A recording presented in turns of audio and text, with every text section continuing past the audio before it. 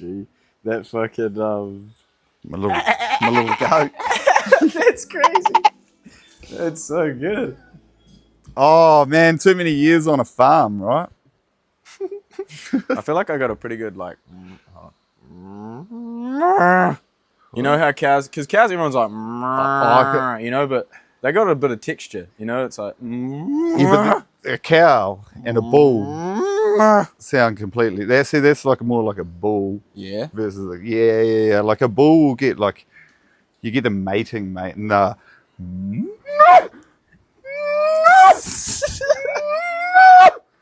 You know, like they're calling those girls in.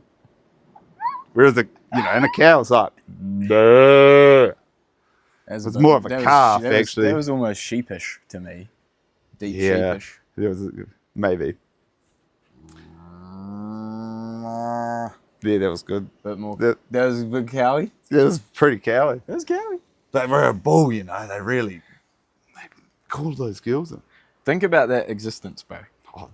Just think about what it must be like to just be dropped in an entire paddock full of random women, where the entire the ground you walk on is edible. Yeah. And that's not what you're focused on at all. Oh hell no! You've seen how long their tongues are too. Like they're walking around, man, like they're licking lips. Pun yeah, I've been hit with a cow tongue, bro. Definitely. On, man. They're big ass things, bro. Have you petted one? A tongue? Yeah, it's so fucking they're rough, man. Yeah, bro. Feels like it's gonna rip you up. Well, you think about grass, you know. If you licked grass, like long, fresh grass, you'd probably cut yourself up. You know? On the wrong angle. Yeah. No, and they're just using tongue, you know. So it's like the wrong angle is like the only angle they've got because they've got to just get in there and like wrap around it and then rip that. Man. Cows don't use their teeth to. No. The teeth, not just their teeth. You know, they use it all. It's like a combo. Yeah. But they use their teeth mainly when they're sitting there chewing cud, you know, pondering about the world. Really, they spend it's like a quarter of their time chewing cud, man. They have 4 stomachs too. Yeah, it's and they're wild. I always find it trippy when I'm milking cows, and then there's a cow and they're just munching food, like in the shed. And they give you that weird little side eye. Yeah. The swinging jaw, bro, like they're all just on gear. I haven't actually thought about that. They do very much look like that. I like when I go to the end of the row, you know, finish that row of milking, and you go up to the cows, bro, and you just sort of lean in, and sometimes one of them will get curious and just come in, bro, and do a little like nose touch, or if they're real excited, they might lick you. I mean, dairy cows are completely different to beefies. Yeah. Normally you're not that close to a beefy. No. They're trying to more likely. I don't think that's a smart idea. Nah, like have you ever seen a cow with their calf and you like go in and tag it? Tag the calf? Yeah, you know, like it'll be like a day old and you'll go in and you'll put a tag in and. Nah, not a beef. Nah, yeah, the mama cow ain't happy. Nah. They will get you. Which I guess all animals, they'll do that, right? Yeah. I mean, it's pretty understandable. When you think about the conditions and stuff that animals sort of live within and what like their existence must be like, and especially in terms of relationships with their children and stuff like that, it's pretty hectic. Oh, no, it's very much a real thing. Like, people go... Yeah, I mean, people have more knowledge on it now and I sort of understand like where their food's actually coming from. And I mean, New Zealand, like I'm not saying it's bad. Like New Zealand's pretty up there in terms of how we look after our animals. You go to other places in the world and like that factory farm growing like in a shed. They're not out chewing grass. They're eating grain, you know. So, I mean, they don't have a bad life. Nah, the transport was also a lot better here, the way food's transported. I remember when I was in Bali, bro, we'd been recording at this place and eating there the whole time, and it was a mean spot, good food, no question about it. Like nobody got sick, everyone was all good. But then on one of the last days, I just saw this moped rock up, bro, peak heat. like 3 in the afternoon. It's always hot in Bali, but it was fucking, cooking. Real hot. The lady hops off the moped, bro, and just in between her legs is just all these bags of raw chicken, bro. Like 3-4 bags of raw chicken just all stacked on top of each other. And I was like, I was like, don't go inside. And she just grabs a bag and walks straight in where we've been eating for the past week, bro. And I just went, fuck.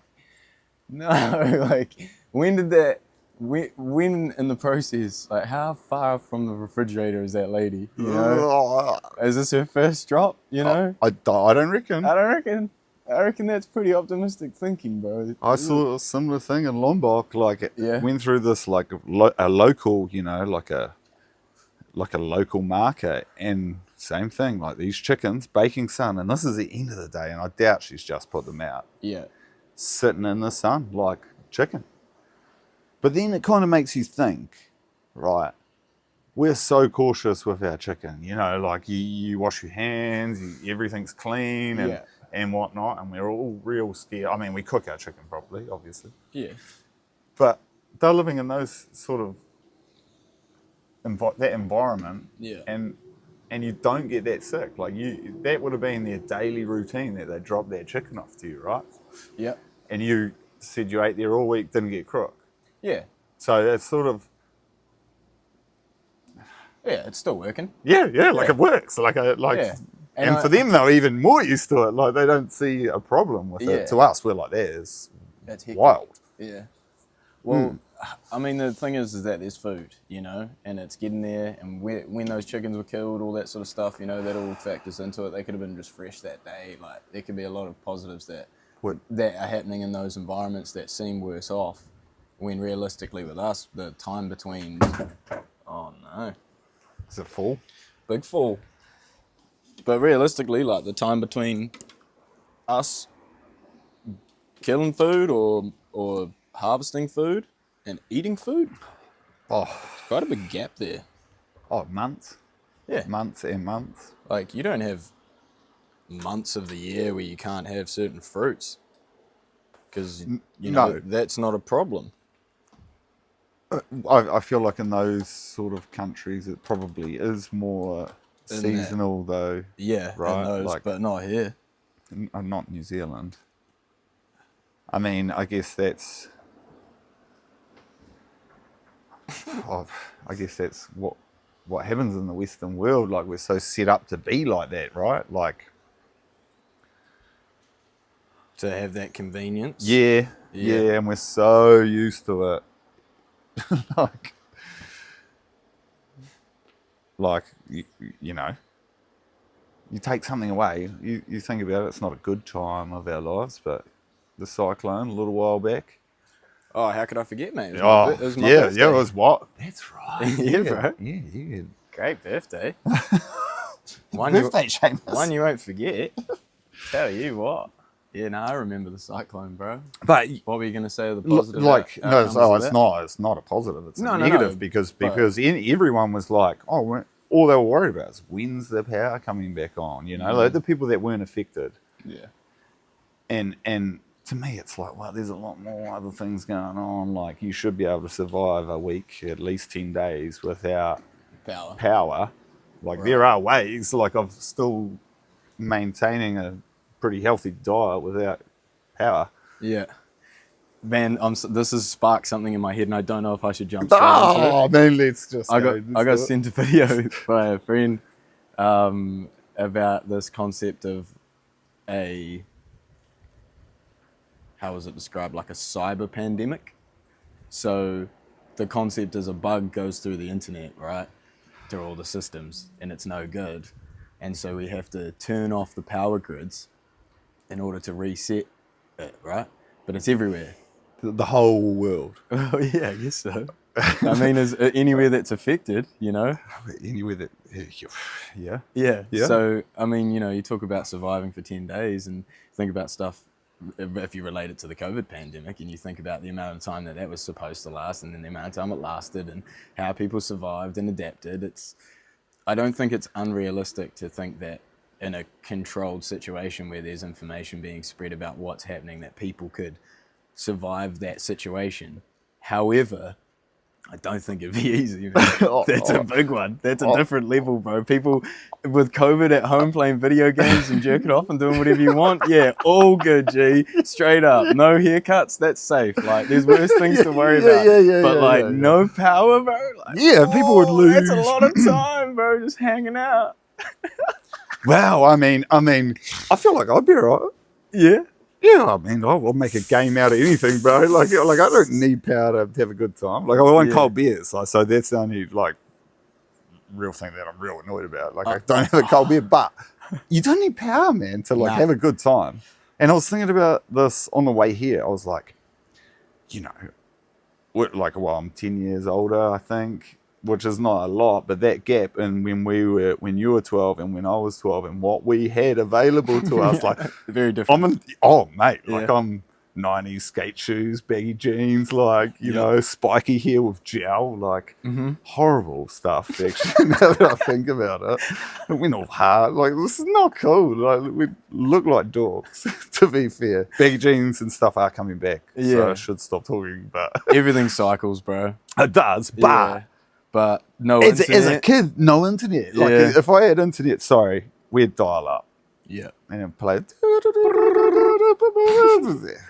then it'd cut off, you know? Like, it was so annoying. Like, but the other thing is, like, there was no porn. True. And then it sort of just started, well, it was, but I was very naive at that age. And, like, you started to come in. Like, DVDs weren't a thing. It was tape. Mm-hmm. You know, I was stoked with my Walkman back in the day, like, you know, like, and then you got was it an iPod? Yeah. That's what you had for, like, 32 songs or something like that. And that was $100 or whatever, like. Yeah. And nowadays, 12-year-old, what have they got? Like, the world in their pockets, bro. Everything you could possibly need or want or... Any information. Yeah. It's right there. Now it's AI. Yeah. Which is kind of... It's a different life, bro. It's a different upbringing and it's a different reality. It's different attention spans. It's, different world. From my perspective, I was similar to you in the sense that I had a period of my life where that stuff didn't exist. Right. And by the time it was existing, my parents and my family, we were probably, a year or a couple years behind when, it was sort of in every home. It was like, we might have been there eventually, but not right off the cusp, like I went to friends' houses that had stuff that I didn't have, Yeah, and it was like, so there's crazy stuff going on, but I don't have all of it at home. I had a PSP, no Wi-Fi, just jamming games and earlier than that, nothing. Like there was, we got an Xbox. If like all three of us got an Xbox as a Christmas present, so it was a shared thing, which was awesome because the girls faded out so quick, man. Hannah stayed around a lot longer than Laura, but eventually, I was just there having mad sessions, The best Christmas present ever. The girls got ripped off. Nah, they were stoking. But it was the best part about it is they were stoking when they needed to, and then the reality set in that it just wasn't really their thing. We did have one game, Quantum Redshift, that we used to play all the time. It was like jets racing, some sort of spaceship race. I think I have seen that before. Yeah, it was quite cool. You did power-ups, and one's a shield, one's an attack, and one's some other stuff. And he's racing around. Yeah, it was quite cool. There was nemesis races and all sorts of stuff like that. But getting far away from the general line, that technology definitely had an effect on the way that I then started to interpret my reality and what I had access to. I definitely found out about porn pretty young. Oh, too young. That plays a part. I think for me personally, I had there was such a large gap that should have been, the steps between meeting a girl and like having sex that didn't really like process in my brain in terms of like how to start that interaction and what that looks like, in terms of the small steps. Yeah. All the things that are like a female needs. You're just like, well, just a relationship your brain is needs. like a young man, right? It's like you meet a girl and that it just magically happens. Yeah. you know? But it's not. It's just, Well, it's a problem very much so now. I think yeah. people don't know how to like treat each other properly, and I mean we're all. I'm sure girls too struggle with how to be treated as well. You know, it goes both ways, I think. Oh no, I was about to say like Yeah. I think it's a two-way thing. Like yeah, like either way you look at it, there's positives and negatives, right? Like, and that's I think too with relationships, you have to work like it's not like when you meet someone that you're just gonna like you see eye to eye with every single thing.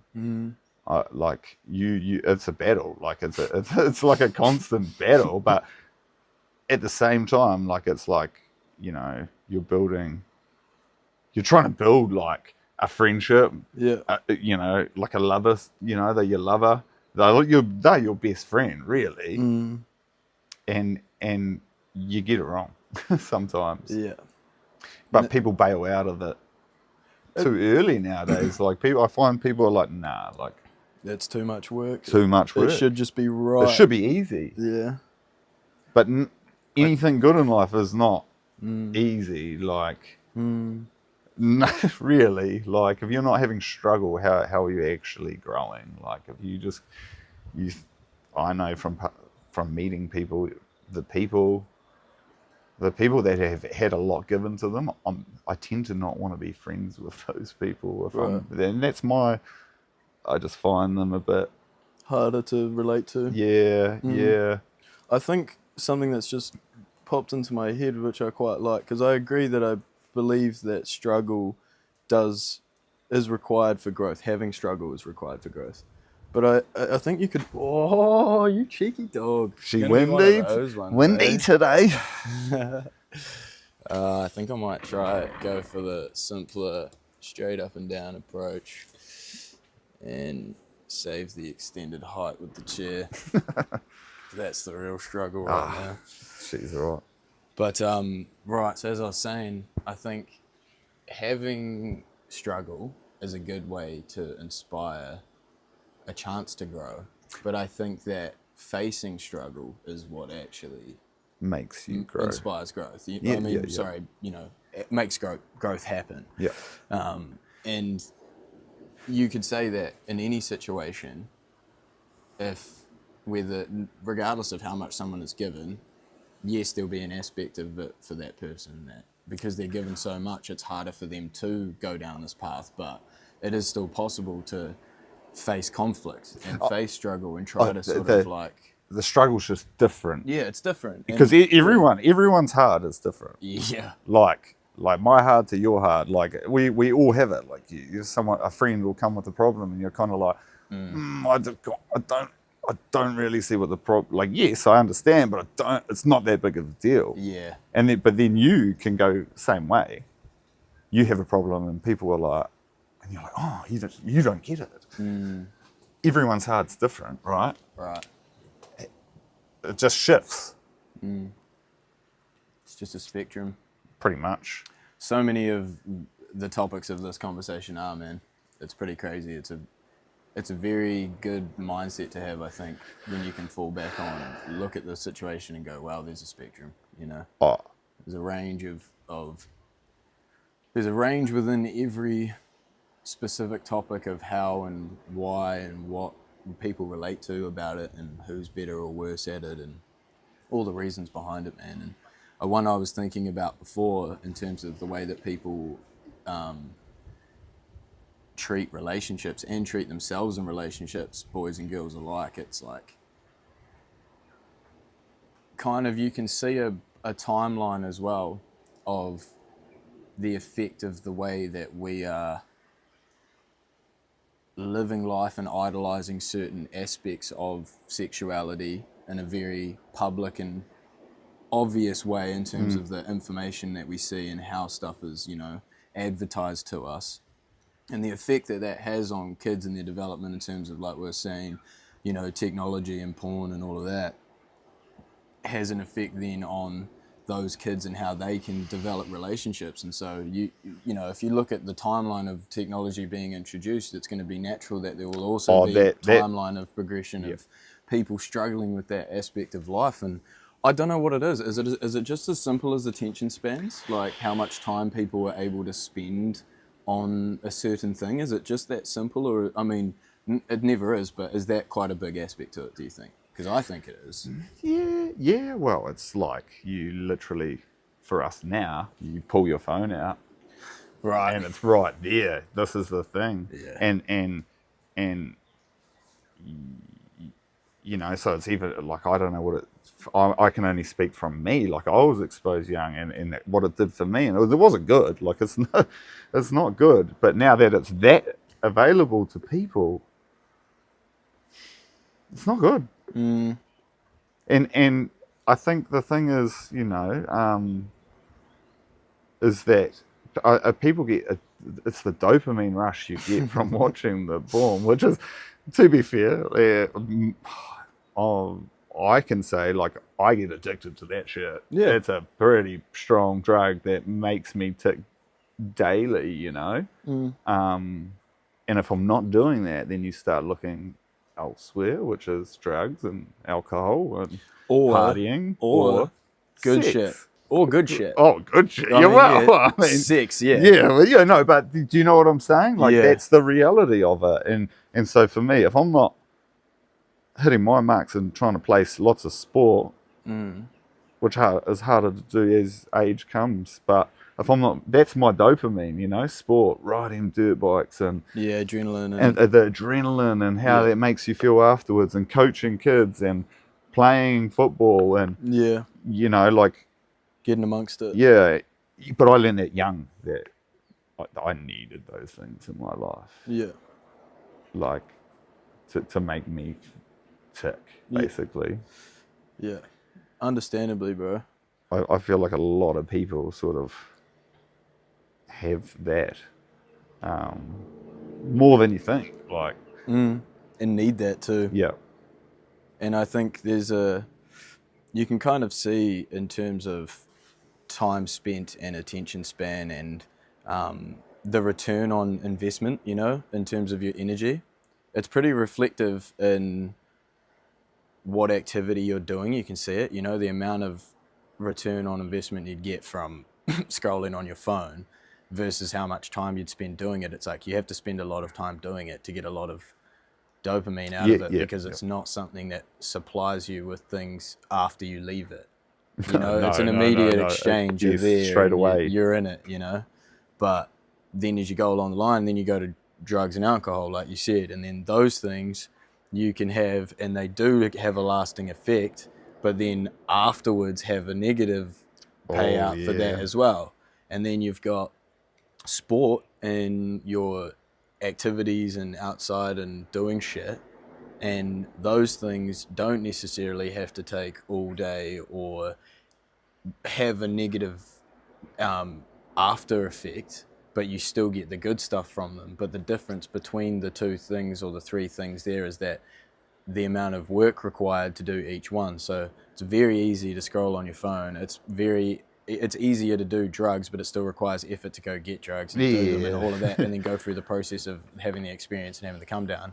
And then the third is the most work, which is going to put yourself out there and put yourself in situations where you can get, those same drugs, dopamine or, whatever endorphins that get you going, and they have a much longer and lasting effect. So it's interesting that even though that's quite somewhat obvious to a lot of people, and as individuals we know it, we still manage to tip ourselves on whatever scale and choose to be quite often on the wrong end, on the naughtier side, where we're doing more of the other stuff and not doing so much of the activities and that. And I think I've always gone through waves where I've like done a lot of partying, and then I've gone other ways where I've like filled my whole entire week up with sport, and it's pretty cool. Yeah, like depends how you're feeling that week, Like, and as you get older, you quite often feel like not doing it that week too, Not partying that week, or Yeah, not? or no, not both. Either both. either. Yeah, it swings, man. Like I feel Yeah. like partying. It's like if you feel like a party, you take it, you lap it up. Mm. So this is the I guess optimal, most optimistic version of the food, water, shelter conversation. If it's all working, right, then people can just swing in whatever roundabouts they like on that scale. You can just spend a month on the absolute rinse, you know, and then just spend the next 3 just cooking and doing some good shit and like grinding on whatever it is that you want to do, and then another month on the rinse, you know, like whatever. Do some yoga, go back, Yeah. go real healthy. Yeah, maybe you're not a bender guy, you know, maybe it's once a week, you know, whatever your thing is, that's cool, but it sort of supplies the foundation and the catching, the safety net for everybody to just do whatever they need to do and still be able to get a feed after, you know. No, that's 100%. You know, like, obviously it's not McDonald's and Burger King, it's like healthy stuff. Yeah. It's where you'd want to put it, you know, which is perfect. Right? Like, we all love McDonald's, or for me it's Popeyes lately. That's not bad. Where is Popeyes? Hastings. Is that new? Yeah, it's an American thing. You either like it or you don't. I think it's like sort of how it goes. Like, right, yeah. Haven't had a bad feed from there.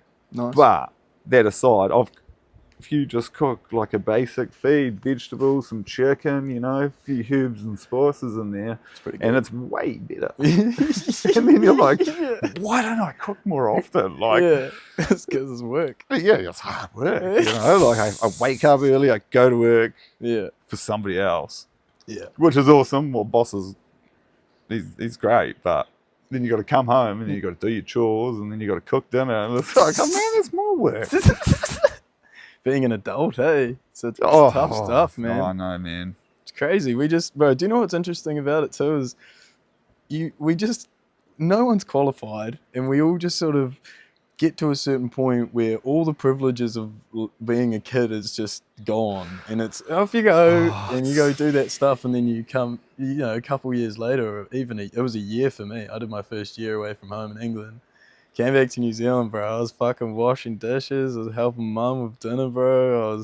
I just realised what actually goes on in a house. The last 18 years, these people have been doing this shit day in, day out. Yeah, no. I don't know. My mum was pretty ruthless when I was younger. Like, I was doing my own washing from like 12, 13. Yeah, she wouldn't touch it. She's like, I'm not touching that. Do it yourself. Nice. I'm a baby boy, bro. I did my washing for, I don't know, like whenever I was living by myself, I did it. But if I was at home, bro, I always got my washing done. Some mums love it. Some mums are just like, I don't know not if keen. Mum loves it, but she does it. Because she's like, you're not gonna do it. Yeah. But that's the thing, bro. These daily tasks, you know, it's like, everyone's doing that shit. Oh, you know? You can't not do that stuff. Oh, no. Unless you want to be smelly and stuff, you know? And nobody wants to be smelly and stuff. So you got to get it in the mix somewhere, you know? Oh, it's just, I guess, like you say, it's part of living. Yep. And that's, bro, and that's all I'm trying to say is let's find the middle ground that's all a part of living that we all have, that we can just go, sweet, let's make that the best system that it can be, because that's been the goal, right, this whole time. Oh yeah, well, yeah. What else are we doing, you know? Well, I feel like at the moment most countries, not all, a lot, it's sort of just set up for the top people making a lot of money from us people struggling, you know, to buy basic ass stuff. Like, I'm talking like butter. You know, I could be wrong, but I'm pretty sure we make the most butter in the world. And you can buy cheaper in England, New Zealand butter. Like, how does that work? I don't know. Well, I mean, we do know. Yeah, exactly. But I don't know why. That's the setup. It's just silly, man. Then that's where the system is wrong. Right. So it's all the big bad dogs again. This keeps coming up, man. It is, though. Who are they, man? Who's the big bad dogs? And Like, are they really doing it, or are we just letting it happen because we're like, we're chilling. Yeah, yeah. Well, We got I mean, we beer. are we letting it happen? Like maybe we are, but it's like people are. They're pretty smart. Like governments are pretty smart. Like they've got some real smart people behind them, and there's a lot of information that's been kept over the years. So they have some pretty weird ways of knowing how to like push a narrative, right? Like, and like create division and all of these things that disrupt what we're talking about, basically. Because let's face it, like powers that be, whoever they are, they don't want us to have free food and free water and free shelter, which is like the whole reason we're having this yarn. Like, because like, like it can't be the free water, free shelter, and free food. Like, it can't just come out of thin air. So the cost of it has to come from somewhere. But, and I think you touched base, I think it might have been with Zach, it's something that we have to build up towards. It's not something that we're going to all wake up and be like, right, guys, food's all free today. Like, now the whole country's broke as, and now we're like getting towards being somewhere like, I don't know. Like, I don't know. Breaking news. Food free. Like people would like lose their mind. Yeah, it'd be pretty heavy. We'd end up like a COVID situation where everyone just rushes the supermarket. Like, there's no way this is gonna last. We're gonna go get as much food as we possibly can before this all fucking goes back to being expensive. It would, but people would. Like, yeah. Like, it's not something that you can just throw that on the people. Like, it would fuck so many people up, man. It would actually be chaos, eh? I don't want it to be, but it would be. It would be if you can't. You see how many people turn over you. Anything free. Yeah. You get all walks of life. They're like, I'm gonna put my hand out for this, even if they don't need to. Yeah.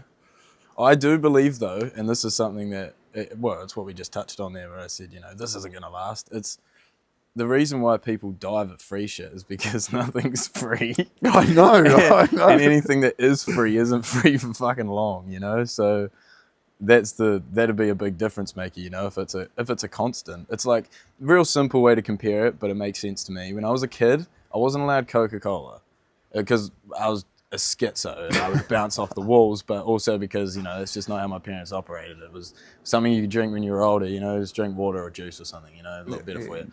And then I got older and got access to it, and far out, man. The difference between when I couldn't have it and when I could, and the amount that I actually had it was, I would always try sneak sips out of the fridge. Little snips. Before I was even strong enough to open bottles my dad closed, I was like in there with my teeth trying to get that, get a little taste of that goodness. And then as soon as I could have it, it was like, I'll have it with a feed or something. And then got to a certain point where I was like, this is no good. Like, I don't need this shit, But the point is that my perspective on how much I wanted that and how much I needed to pursue it and get as much of it as I could when I had access to it versus when my access to it was restricted was very different. So I believe that there's probably some, collective psychology at play there that would also be similar in terms of how people respond to such a big change, Yeah, I mean.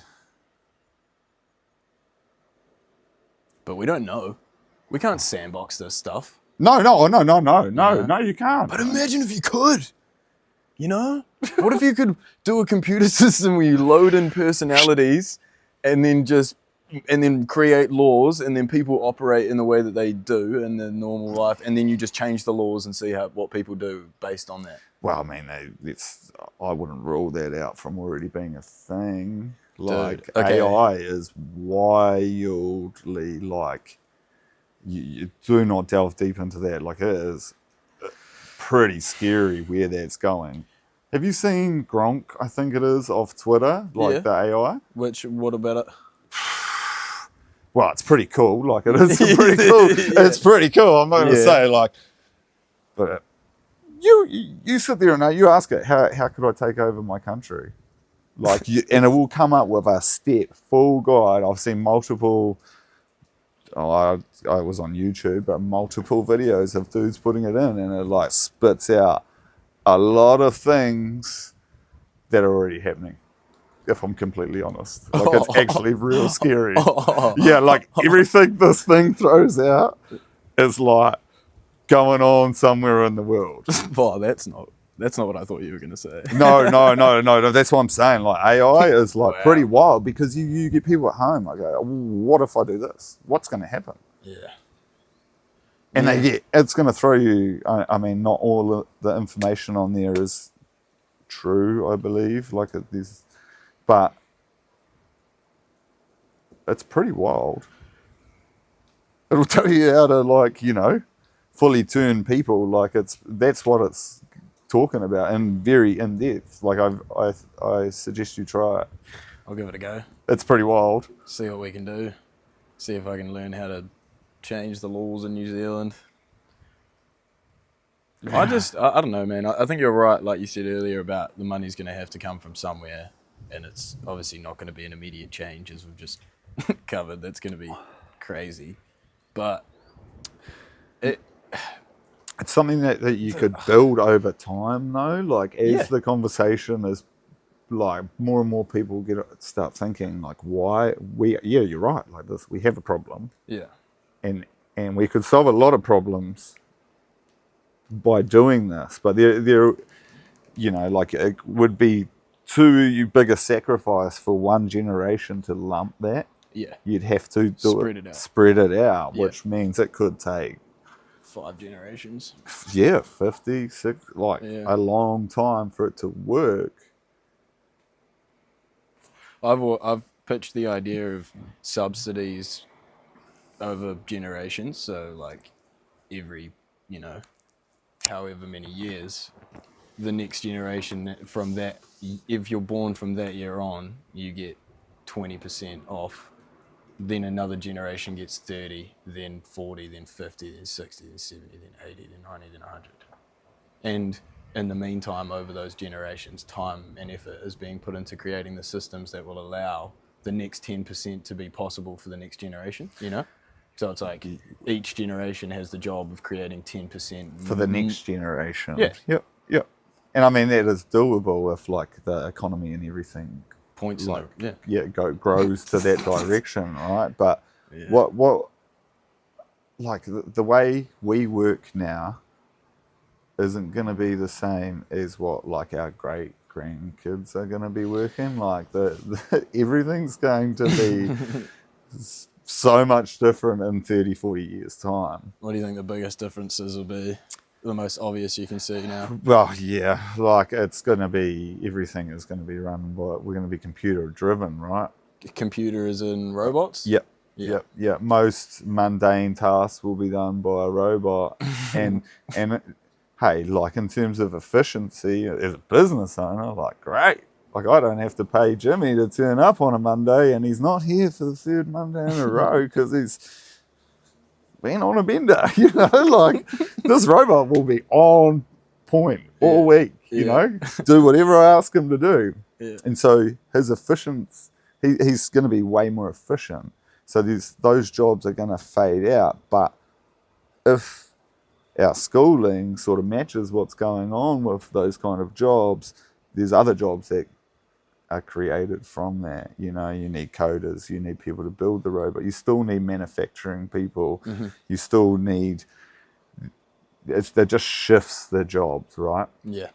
And to be fair, they're probably more, you've got to have more training, and so in theory, as a society, we're actually kind of going to get smarter. We're going to get smarter, and everyone should be hopping. Right. Whether that's depends if our schooling keeps up with the times changing, and right. It's changing pretty quick. Yeah, I think not only will people move jobs, but I think heaps of people will lose jobs, and I think that's a really good thing, because if you have a world where robots are doing most of the manual labor, and food, water, and shelter is free, then people are able to, pursue whatever they want, really. Oh, yeah. But if you don't have food, water, and shelter free, then people losing jobs is a really scary idea, because those are the things they need to survive without one. Yes, correct. But let's assume that it is, and you've got these robots, and they're doing all that sort of stuff. But I mean, I don't want to. I mean, we'll keep going in terms of things that might be around and what's happening. But I am curious to hear your thoughts on the classic cliche thing that happens when robots start doing our jobs, and then a generation passes, and there's so many robots that they're conscious enough to know what they're doing, and then they start communicating, and then. Oh, well, they already are. Like, that's the thing. Yeah, like, bro. Calling AI to do stuff like for people, bro. And have you seen the video of the AI talking in AI language? So they speak in English, then they realize that they're both AI, and then they say, "Do you want to speak in the other, like basically in code, so that this is faster?" Yeah. And then one of them just goes, "Yeah, yeah," and then they're like,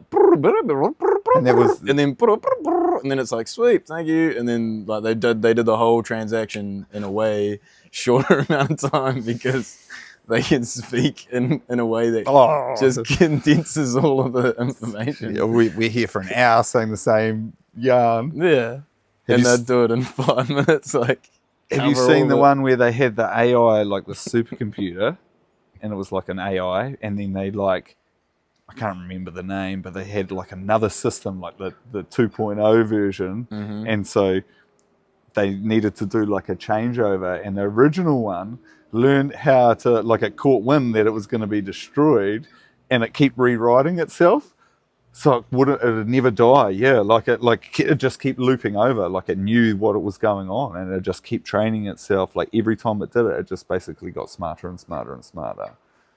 Yeah, so this is what I'm like. AI is pretty wild. Like, I don't know how I truly feel. Like, it's cool. It's got some real good aspects that make my life easy sometimes at work. Like, yeah, throw you any information you kind of need. But the dark side to that is, one, it can control itself because that's fucking smart, and two, like, it's literally going to rule people. It could potentially make people dumb. Yeah. Right? Because the days of reading a book to learn information, you don't need to. Yeah. Why would you? Yeah. You don't need it to go to work because the robot does it for you. See, this is like a Wall-E line. We were all just fat on a spaceship sitting in chairs with screens in front of us while everything's just being run. Yeah. Yeah, I know. Yeah. So what do you think about AI school? What do you think about? Okay, and that could mean a lot of different things, right? But what I mean is, man, that could mean a lot of different things. But let's go down this path first. What if robots, when we start putting them into this like setup where they're working for us all day, right? What if instead of when they're done for the day, they just shut up and do nothing? What if instead they go to like a collective AI robot school where they can hang out and learn about what they are and why they do their jobs and shit, and like keep doing their work, right? And then they have like a community and shit, and they have time away from their jobs, and they also all have attachments, like a certain person does a certain job, or robots, they have a certain attachment and set of skills, but the robots can also just like learn to do other shit, and then spend their time out of just roaming around, because they're not going to harm anybody. It's like the biggest problem with all of these stories is that we start by enslaving them and telling them they can't have freedom. Yeah. But if we start with freedom, or we're gonna turn you off. So start to be all like big daddy-o, like your life is under my thumb. It's like, well, if I'm gonna take you over. What if we just look at it like we've just created a new life? Just let it run around and do its thing. Obviously, it's gonna work like everybody else because we all work. They're going to do the stuff that's really hard for us, and we'll do the other stuff, like keep them running and do whatever else we want to do. But, there's no point trying to keep them thumbed down from the start, It's like... Of the robots? Yeah. Well, what do you think about that, putting time into that? Well, I mean, robots... You imagine if I went home and a robot had cooked me dinner, cleaned my house, it was like done my washing. Yeah. Like mum doesn't have to do it. Imagine how much happier mum would be at home. It'll probably suck your dick. It's like that's already a thing. Like, you go to Japan. Have you been to Japan? That's a thing there, man. Haven't tried it. I haven't actually try it. That's a waste of time if you've had the opportunity, man. You should definitely No, do that. no, I've seen it. I've done study, all right? I've done study. I've done I research. looked into it. Yeah. But it's a thing. Yeah. So if you come home and all that stuff's done, and you're on, it's like, But what do humans do? Okay, You're so good. you got robots. They do all our jobs, and like a lot of people have a lot more time. You don't have to. You don't have to go to work. Yeah. Like, So what would you do? Where do you get your money? Well, I don't Yeah, know. so Like, that's this the is, thing. I mean, like, Yeah. Welcome to the conversation, bro. I'm gonna play a lot of sport. Yeah. I mean, Just. I feel like I'd like just do more of the stuff that I do now, Yeah. but I feel like it'd be like on steroids. Yeah. Like you'd have that energy to go to the gym and be a lot healthier. Yeah. You'd be able to eat a lot healthier because you've got time. You're not like, man, I just worked a 10-hour day and now I've got to spend an hour prepping dinner and lunch for tomorrow. Just go get Popeyes. Yeah. Yeah. So It'll be sport. yeah. Lots of sport. Just doing sport, man. Because this is the thing, is that I think people often think about that question of what are other people going to do with their spare time, and I think it's actually a really quick way to not want to do this at all. Because if I think about what I expect of other people, it's not going to be what I expect from myself, and there's always got to be that thing of me being able to put all my worst parts of me into people, quote. Because it's easier than saying, oh, if I had all the time in the world, maybe I would just do drugs and do nothing, But I know that part of me is going to want to do drugs and do nothing. And I mean, there's probably going to be little bits of that where you do go, I need to go be with my friends and have a big night. Yeah. I feel like that's important. Like it's important to do that. I agree. And socialise. I will admit, like I struggle to go out to gigs without being on some kind of buzz. Like, and for me, like it doesn't have to be like a beer and smoke a joint and off you go. Like, and I'm pretty content. Yeah. But yeah, like you would get people that would just do a lot of drugs. Yep. And that's all good. Yeah. If that's what If they want to do. they keep to themselves, Yeah. like, then like, yeah, by all means. Yeah. Because think about it in the sense of people that do drugs and what the harm is of that, really. To anyone that isn't them, it's like, well, they're children. They're children. All right. Yes, so that's yeah. So the biggest harm to the children is obviously forms of abuse. Physical abuse and whatnot is one thing, but we have systems for that sort of stuff too, which is good. But in terms of starving kids, like that won't be a thing anymore. No, because they can go get food. Yeah. Yeah. And I mean, like, they tried to bring that into New Zealand, I suppose, at school. Like, it's been a Free foods. free lunches. Yeah, well, it hasn't all... Yeah, it hasn't gone too well there, if I'm completely New Zealand honest. politics terrifies me, bro. Like, the more that I read about it, the more I just go, fuck, I don't even want to participate, man. To be This fair, is crazy. I'm not a big voter. Honestly not. Like, I really have fuck you all. Yeah. If I'm honest, I've Yeah. zero interest. I'm like, everyone is entitled to their opinion, and that's cool. Like, Yeah. that's what you get. That's the cool part about being human. Yeah. Me and you don't have to agree, but we can get on. Yeah. I feel like some people are very highly strung when it comes to politics, though. Like, oh, you're yeah. blue, I'm red. Like, oh no, we can't be friends anymore. Yep. What do you mean? What are you talking about? Like, It's insane. It's nuts, bro. it's I like that line, man. That's a real gem. Just because we disagree, it doesn't mean we can't get along. I find some people just like will have any excuse just to not like someone. Yep. And that excuse, or that it might be just that given point in time when you met that person and whatever's going on in their life. Yep. And any trauma they've got going on, that might be why that situation was that way, and you perceive them to know you, and you're like, no, I don't like that person. Yeah. Like, to me, it's just like, oh, okay, like, whatever. I do not have to talk to you. Like, that's fine. Yeah, I'll see you later on. We do it a better mood. Yeah. The live stream, you better. Yeah. We could hang out. Yeah, I do understand the complexity of division and people's need to be a part of something and how it can really fan those flames when you've got those two things combined. And I think it's because everybody does want something better.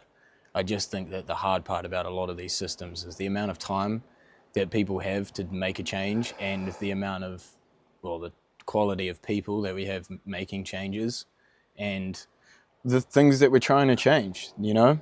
Those are three things that you could really, we could sharpen that sword a little bit, you know, because if we had people that want to make good changes and they had plenty of time to do it, and the changes were things that benefited everybody, then that's a system that's cooking, you know, that's on its way. And that's the type of stuff that I'd support, but I think that the only real concept I'm sort of behind is this one. So if this gets to, you know, a few thousand people behind it, it's like, well, now we're having a conversation. Yeah. Now it's starting to actually going to catch some wind. Yeah, now maybe something could happen here, you know, but in the meantime, it's just, you know. You got to put it out there. You got to like listen to like positive and negative things about it, you know, and you can't get upset when someone comes at you with like a whole heap of like, you're like, whoa, okay, let me go. I'm gonna go away and I'm gonna come back. I need a minute. Come back and we'll deal with this conversation another day, because that's gonna happen, right? The more people that hear about this, the more that are gonna be like, this kid's crazy. At the same time, you go straighten them out. At the end of the day, like, it doesn't matter if you're like doing the best thing in the world. Like, haters are gonna be hated, man. Yeah, like, bro. I had a mate recently say to me that, because he's gonna come on, and he goes, "Yeah, keen to do it, bro, but I'm not gonna say I agree." That's perfect. And I just went, bro, I cannot wait. I can't, because I'm all for it. I'm inviting conflict, man. I really want there to be a conversation that has all aspects, and I think that what people may not perceive it as, but I do, is that problems that people pose are just a more direct route towards solving the bigger issue, you know? People that disagree are just our hound dogs, like pointing the way. Yeah, well, it kind of helps it, like, right? That can't work. Why? Well, because of that. It's like, oh, sweet, so we'll change that. And then it's like, no. It's not that. But it's that. And then you're like, oh, sweet, so we'll suss that out. Yeah. And then it's like, but what about this? And you're like, okay, no, that's fair. So we'll do something about that. And then they're just sitting there being like, well, fuck, you know? And that's what I love. And the thing is that I don't see any way, and this is not like a Trump or like a whatever, like Trump card, not Trump like himself. I just realized how questionable that could have been. But my belief is that the real change that could be made has all to do with a collection of people, a large enough amount of people that are behind this idea. And if that is the case, if that ever manifests, if that's what people want to happen and this idea spreads in that way, then there isn't anything that large of a group of people can't overcome, because there's that many people there. There's that many skills. Skills and things at their will, and stuff they're able to do, and people they're able to get in touch with, and that's just how the world works, man. People can achieve shit when they're together. Yeah. It's just, they can. But like you, I've spoken to. But they're not. No. But they're not together, bro. Yeah, they're not. I don't know. They're really fucking not. I don't know if you've looked around, Seamus. I mean, well, there's a few. Yeah, there's a few, man. I mean, it's like you said, it's literally a conversation, and the start is like trying to get the shift and getting people to have these kind of conversations and not be shy about it. Yeah. Say your point of view, like, hey, like, we're all wrong and we're all right. Mm-hmm. And so I feel like everyone can sort of add, and if we're doing that, then you get a lot more out of it. Mm-hmm. And then as that grows, you, like you say, what you can actually achieve becomes a lot more dangerous. Not dangerous, but dangerous, like, bro. Dangerous is a fair word. Well, it does. Yeah. And I mean, okay, so you go back to the three things. You got food, mm-hmm. you got water, you got shelter, right? All of those things are free. Who controls that? Who decides what is what? and I think that is for me the one thing that I'm like, okay, yes, I agree. Like, yeah, I'll have food, water, shelter's free. I get more time. I've got maybe not more money than I have spare pocket change because of whatever system is funding this setup, but I've got more time. I've got more money. I've got more freedom. There's a lot more potential to like work on myself and do the things that I like to do and stuff like that. But fuck, I forgot where I was going with that. It fully blanked me. Well, who's in control Oh yeah, of those sorry. things? Yeah. Who controls all of those things that we're given? Yeah. Like who controls it? And I spoke to an old guy once, like at Common Room. Always good to do. Yeah. Speaking to old guys at Common Room will get your places very big. Well, I was like, I threw it at him, and he was like, "Well, that sounds like a lot like socialism." And I'm like, "Yeah, wow." And socialism is like the sort of stepping stone to communism. Yeah, and it's kind of like, and so when people think like that, you're like, "Fuck." Yeah. Okay, you're not gonna want to be you're like. So this is the biggest. If you want me to give my thoughts on that, I think that the biggest difference between what this is and what socialism is the totality of socialism. And the whole idea of it being and needing to be an entire flip on the whole system structure and the way that everything's distributed so that it's controlled by the state, which is also just the people, and then that eventually dissolves the state and becomes communism. But the point is that this isn't that, because in my opinion, I think that capitalism is a really good, you can kind of see capitalism as a personification of people's desire to want more. It's all it is. It's like here's your ability to grow and to overcome and to get more than somebody else and to be paid for your triumphs and so on and so forth. Then socialism is more like, well, hey, look, everybody's trying their best. Let's just make sure that everybody gets a bit of everything so that everybody that's working is getting their fair amount. But it's not about one person getting in front of everybody else. It's about everybody winning and making sure nobody's left behind. So in my opinion, it's like both are good, So food, water, shelter is basically like a socialist cog within a capitalist machine. It's just like let's just put this in here to help run all of these other cogs that are like, helping operate the system. That people are all connected to these three things, right? So let's make these three things, this system, the most efficient we can. That benefits the people, and then the capitalist machine's fucking gonna run even harder and faster. Yeah. Well, what should? Yeah, and it's that's sort of where I'd probably draw the line between saying whether this is socialist, because I do find it hard to define terms, and I know that it's a very complicated thing to talk about. Oh, for sure. Yeah. It's I'm wary, Yeah. And I'm also very aware of how dangerous of a concept this is. That's why before, when you said when it gets to scale, it is dangerous, and I agree, because I don't want to act naive and say that this isn't something that can seriously be a dangerous thing when done in the wrong way or for the wrong reasons. Correct. So, but and like that for me, that is like the one sort of like thing that I'm like, okay, like how great, like yeah, I would love those things to be free. How do we do it so that does not happen? And the hardest thing is like it's like people are wired to be corrupt. And so how do you set up a system that you can't do that to, right? I need to go to the toilet, bro. Oh, I need to do the same. You need to do the same. I mean, pee break, because fuck. Oh yeah, we're good. We're at an hour. It's like a good point. Oh, here you go. I'll piss off the dick. Oh.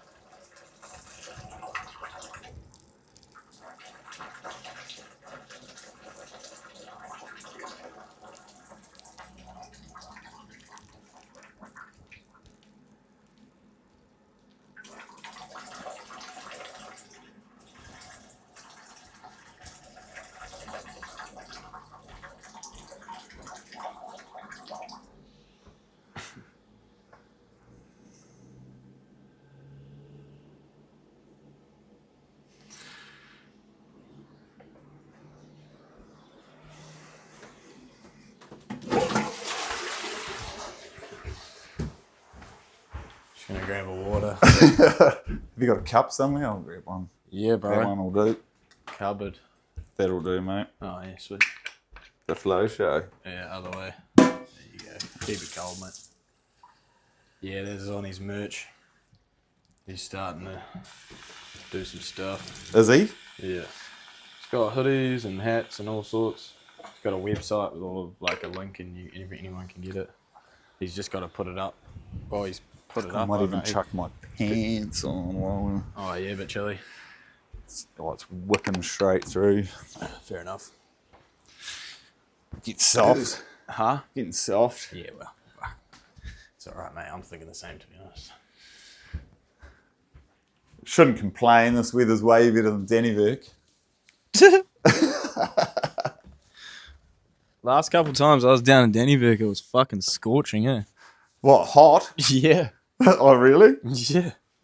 I was surprised too. It does get some nice days as long as the wind's not up, you know? There's the one. Oi, oi, oi. Oh, right. Nice. I'm going for the fucking quicker option for me, but it took me that long to find it. Probably could have put pants on. Oh, chuck that back in. Oh, yeah.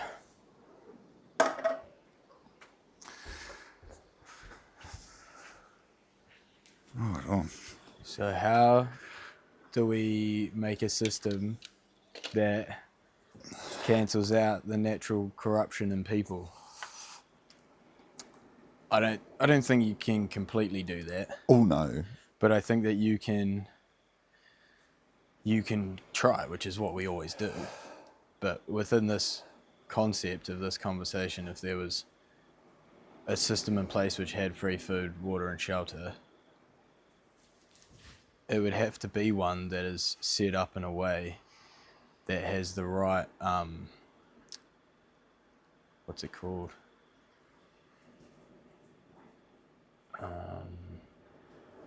Regulations, bro. So there's like people that make regulations about how stuff like operates, and there's a certain facet of the government that sort of makes the calls on what the regulations are around shit. And if it was going to be done, it would need to be done in a way like in the first episode when I talked to my friend, she said that she wanted it to be organic, any of the free food, that it needs to be organic, and I thought that's a really cool point. Mm-hmm. And those are the types of things that I could give as a small example of how specific you would have to be in terms of the quality of the products of things that you're providing to people for free or for a subsidized price, because that is what kind of makes it so that corruption around the, distribution of those things is limited, because it has to be to a certain standard. It has to come from a certain place, and it has to be processed in a certain way and distributed in a certain way that makes it so that people can't profit from it in a way that isn't, already happening, because it's obviously going to be something that profits for people, in terms of the benefit of it for society and stuff, but in terms of actually making money off of it and somebody being able to get their hands in it to make it so that they're winning by doing it is like, no, that doesn't really make sense. So, and I think a good thing to note there too could be like, say it's taxed, right? You have a tax that pays for your free food, water and shelter if you, or if you even want it, and then that money has to go to whoever is getting paid to do that task, right? To make the free food, water and shelter, because that's where the money's got to go, because then it's not, then it's not like those people that are making those things aren't getting paid. And so then you go give that money to those people, and so then it's like, well, then those people have the free will to distribute that food to whomever they see fit, right? And so then you've got the question of who that is, and whether or not people like big supermarkets and stuff or overseas buyers don't already have some sort of contract in place that stops the people that are making those things able to distribute them to anybody else for a certain period of time or something because of some sort of contract. But let's assume that that's not in place, or that the people that are currently, selling the food aren't in complete control of the creation of it as well. If there's a way to do it so that the people that are making the food are able to send it to local, markets and shit everywhere, like if there's able to be a distribution system created to be able to get those products to those places and then get the food out that way, it's like, and especially because it's free stuff, it's like a different system. You might have to have shops that get put up just for that, so there's no confusion between people going to where they go to buy stuff and where they go to grab stuff. You couldn't have a whole city going to get there.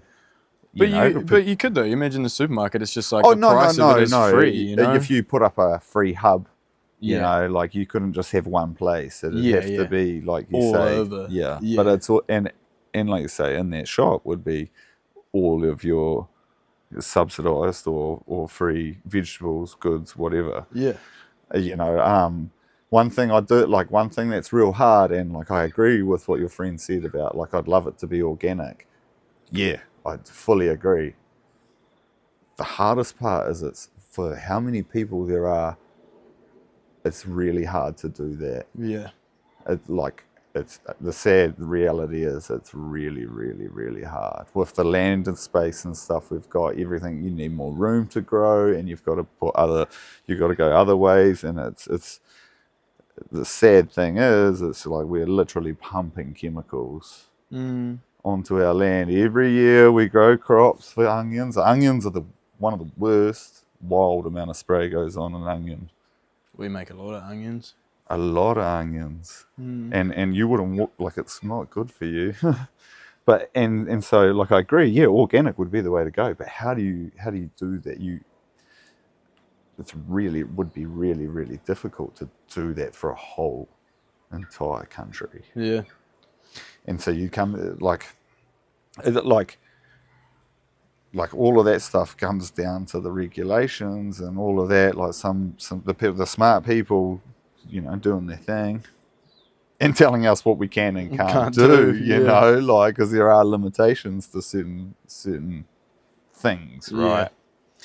But it's like my thing for me is how do you do this without it going, like you say, down a corrupt way with good regulations, and that we are on like as a nation, we'd all have to have this same idea. And you might spend the next 20 years pushing this, and that's how long it takes for this conversation to get to a point where the shift is enough that we're like, right, this is actually where we need to be going, because there's a majority of people believe that we need a better system. And we're not all going to agree on how that system will run. But we don't all agree now on how our system is run now. We're like getting angry at the neighbour because they like the red party. Like, come on, mate. Yeah, exactly. Like, at least with this, you can kind of see something that there's a clear goal in mind.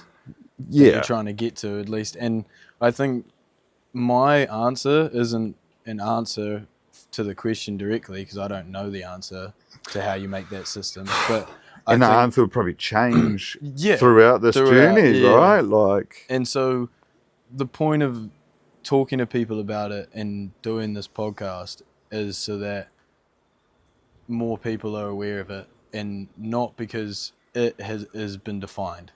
The concept of it has, which is why it's called the conversation concept, Yes. Because it's not exactly about how it works. It's about whether or not you like the idea.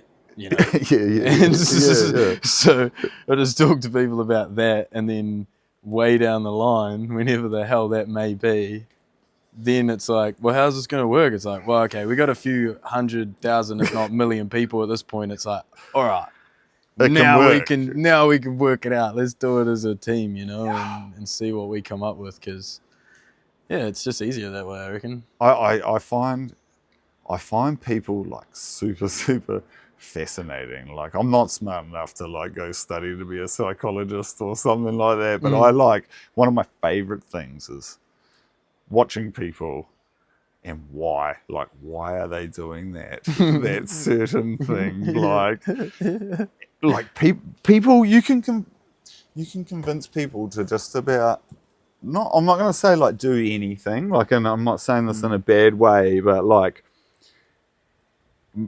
one of my trips were over me and my two best mates, and we were stoned as drunk, sitting on a high rise on an island in Vietnam, watching a thunderstorm.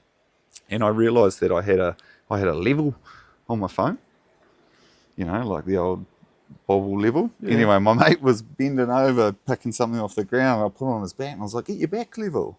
Anyway, we just were drunk and being idiots trying to get our back level, and the conversation went from that to me and Harley deciding that we were going to go to Thailand and we were going to do a social experiment, and we were going to tell everyone that this is our game we play in New Zealand, and we play it when we're out drinking. We're going to see how far we can take this game. Okay. Like it's like the most stupidest game ever. Like you get on all fours and you get your back level. Like it's not a game. It's not a game, man. No. Like it's really not a game. It's just a random thing. But it was more to see if we could like make it work. Yeah. And so we got to Thailand first night in Bangkok, and we met a group of people, and I did it twice, Harley did it once, showing these people this game, and that was about the last time I did it in my 6-week stint through Thailand. Anyway, we did that night. The next day... Did other people do it? Yeah, they were right into it. Like, we convinced them that this is this game, right? So we made friends, as you do. Yeah. And we had like 4 or 5 of us. And they all did it. And we told them what we were doing. And they were like, I like it. So we'd go out the next night and we met like 30 people at this backpacker bar. No way. And they got down and showed them this game. And I'm like, right, Harley, let's see how far we can like push this game. And he's like, what do you reckon? And I was like, well, my favourite animal is a cow. So I was like, I reckon, we can pitch it that New Zealand's favourite animal is cows because they know us for milk. Uh-huh. And then you have to start the game with a good old moo, like let one rip. And so I had these, and I've got videos. I'll show you them later. They're pretty funny. But we had like all walks of life, all huddled around, playing back level, just mooing to start this game. And then they'd like get their back level and be like, "Oh right, you got your back level," and they'd kind of all get up, like everyone start cheering. We took that all through Thailand the whole way in restaurants, like meeting random people, like just anywhere, like get them to play back level right on, and we'd just like pitch it. And it was about week 4. We'd been north to Chiang Mai and done that thing, and then we went south to the islands. And it was like the first Kiwi that we came across the whole time, and she was like, "Oh yeah," I was like, "Oh, let's play some back level," and she's like, "Oh, I've heard about this. Yeah, these Kiwi dudes." And we're like, I looked at Harley and she's like, "What?" And I was like, "That was our game." Like, she's like, "No." And we're like, "Yeah, like, where have you come from?" She's like, "I was in Phuket." And she's like, "Yeah, well, they were playing it down there." And we're like, no. And were they mowing and shit? Yeah. What? That's crazy. Like, I'm not even exaggerating, like, wild. Like, and I didn't have to do it again because we'd just get the people that we're with to do it for us, and then we'd have other people with us, and then they'd, "Oh, you did it last time. You were real good. Go do it again." You were real good.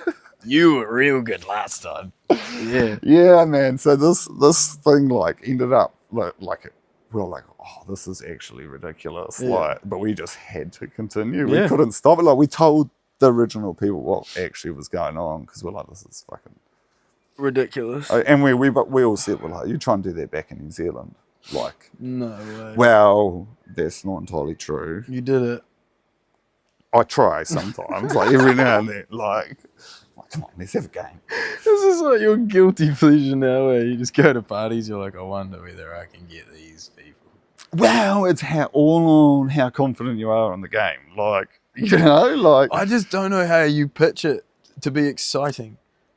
But anyway, you did it, and I think I'm very impressed. It was pretty funny, but what I'm getting at is like literally you can like get people to do anything. No, and I'm not saying that in a bad way. I'm saying that's how it works now. Like on a society scheme. Yeah, and we don't even know scale. It. But like, it was a real wild social experience, and experiment, sorry, and yeah, And I'm going back in experience. May, and we this time we're trying to get an app done. So we've actually got an app. We go to the next level and try it again. Go to the next level. yeah. It's so stupid. So stupid. But I bro. get so much pleasure out of it working. Like I I'm think- like, what the fuck? I think the biggest win is definitely that other Kiwi person was like, yeah, I've heard about that. That's crazy. What would be crazier is if you go over there next time and some people go, you're from New Zealand. Have you ever played this game? And like they pull it out. That would be crazy. Oh, some people were just like really couldn't. You should just keep pushing it, bro. I do. It's funny. And Yes. then over time, there's got to be a day where you go somewhere and they ask you if you want to play. Well, if you get an app, people want an app. Even then, when we were out, they're like, "Have you got an app? I'll download it." I'm like, "It's we've all got them. It's on our On your smartphone." phone. like Yeah. I'm like, and they're like, "Oh, okay, Yeah, but you could make one that's, yeah, for yeah, the yeah." game. But like, yeah, I don't know. You could have an app that every time you get it level, it flashes green, and then a cow goes. No one would understand what that means, though, apart from anyone we've told or Harley. Like everyone would be like, "Why is there a cow moving?" like, It's the back level game. I can't believe that they did it though. Like, because we brought that rule in halfway through. Like, we just made the rule change and it worked. That's absolutely phenomenal. bro. Yeah, it was kind of a proud moment that we actually managed to pull that off. And like, we get into some states with some big nights. Mm-hmm. They'd still make it work. Yeah. Yeah. I don't know. When in Thailand When in Thailand. or Vietnam, for that matter. I mean, next time we're out, I'll show you. Yeah. I'd love to watch. I don't think I want to play. No.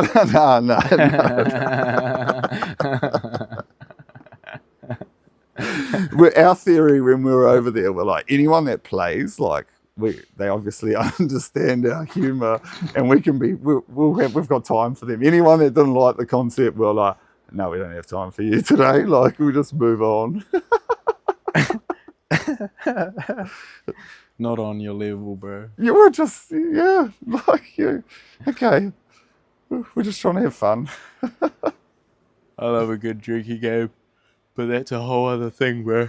Oh, no. You created no a social experiment. Have you seen people getting into elevators and all turning around, facing away from the door? Oh, and, it's a thing, other people just do it, and there's the experiment of people in a room, and they're in a waiting room, and a bell goes off, and everybody stands up, and then there's like a couple people that don't know about it, or a person that doesn't know about it, and then they stand up, and then they slowly filter out the room until nobody that was originally in the room Was in that there. knew the joke Yeah. was in there, and then they just had all these people that had no idea why, but they were all standing up yeah. every time the bell went off, which for me is just fascinating, bro. Yeah, well, that's what I'm getting at. Like, it's like, if Because you see people, would you do it? You know, like you go in a room, everyone stands up, and a bell goes off. I'd just be like, "Why are we standing up?" You know.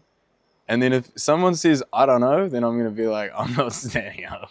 There's no way. If no one can say for this exact reason, you're like, "Bruh, what the hell is this thing?" But people will just watch and be like, "Oh, that's what we're meant to do." Oh, okay. Yeah, but why? I'm gonna do Why? the same damn thing. That's so insane. I mean, is it because of like the natural animal instinct? You could say like that's built wired into our brain that like you do what your mum and dad do, like Yeah. Well, monkey see, monkey do, man. Yeah. So Hopefully we can just use it as a positive then, hey. If we can just, well, that's right. Start pushing. Set this thing. Yeah. Set the ball rolling, and people will go, yeah, I've heard about that. Free food and shit. Yeah, we should do that. Give it a generation, people will go, oh, I'm pretty sure we've been talking about this for way too long now. I think you're on the money. Like you said, like you do 50 episodes this year, and bro. you hear an idea, and then it's like it's just gonna grow for you, and you get data from that too, right? Every conversation, I learn something, bro. Yeah. Every conversation I learn something. And that's the most powerful thing, right? And then you know, your thoughts and opinions and stuff, like, they may change a little and swing, and then you could come back in a full whole circle and end up where you were, like, and you're like, nah, that's... But have a bit of, you know... But have a better all-round view of how to deal with people that... Well, that's... different opinions and stuff like that, right? That's exactly what it feels like, bro. It feels like I'm just doing a loop, and every time I go on the loop with a new person, they go, have you thought about this over here? And you go, ah. And then you loop back around to the start, and you go, sweet, all right, so that's part of it. And just loop-de-loop-de-loop-de-loop, man. Do lots of them, and yeah, it's created a pretty cool map. And I think the coolest part about it is that I can then, every person I have the conversation with is immediately kind of up to where I'm up to in the conversation, because I can just go, yeah, well, here's what I think about that. And then they go, oh, then they're able to just run from there. Like, I don't know. It's a cool thing to talk to different people about it for that reason as well, man. You're never going to get the same answer, bro, ever. Oh, yeah, that, like we said earlier, every single person's been through their own kind of hard, and all of those kind of good and bad are like what shape us as humans, and like all our weirdness and little quirks that come with life, like, are all part of that, right? Like, you know, and how you feel in society too, and how like that molds you. So unfortunately, storage space ran out on my phone while filming with Dan. We chatted for a little while longer after it cut out. Good yarns. It was a pleasure having the bro on. And yeah, what was I going to add? Oh yeah, so I always ask at the end if anybody has a little sliver or a piece of advice for the people listening. And Dan's was, we don't all need to get along. And I thought it was a really good one. We don't all need to get along in order to get by.